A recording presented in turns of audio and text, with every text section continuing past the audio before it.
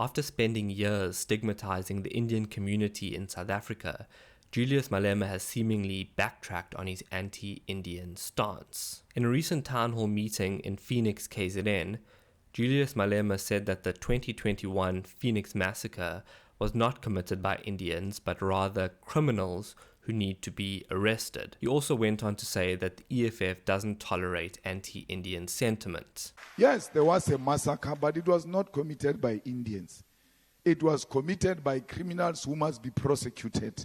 Our first Treasurer General was an Indian. There is a comrade here who left the EFF, Nhlanhla Buthelezi, who said, "We can't be led by Indians."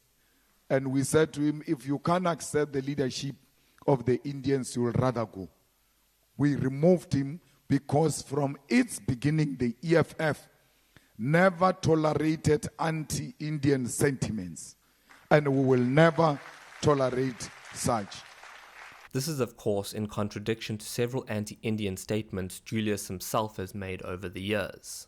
We said majority of Indians are racist. Yes. They were all screaming, but they are now coming back one by one, sobering up and confirming exactly what the EFF is saying.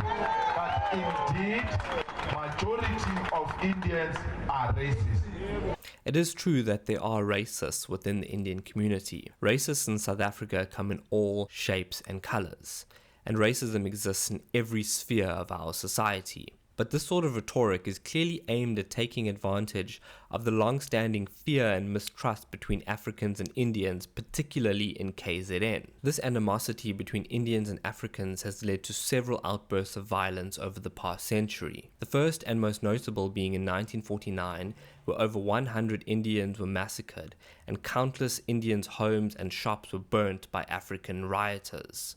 As one of the most influential politicians in South Africa, Julius Malema should be using his voice to unite the various communities and racial groups in the country.